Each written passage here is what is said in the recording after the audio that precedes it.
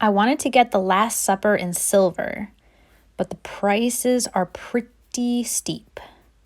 So I ended up purchasing this one that's copper colored on Facebook Marketplace.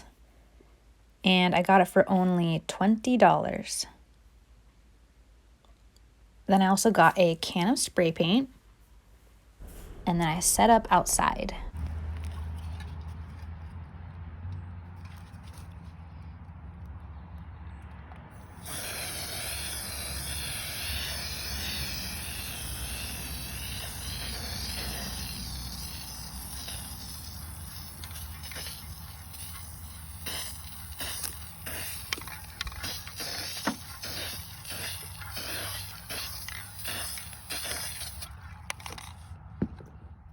All right, so from $20 on Facebook Marketplace with just a few coats of paint, this is how everything turned out.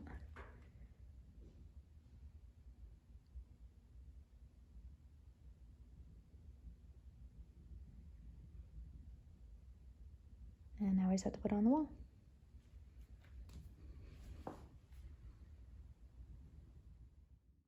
Thanks for watching.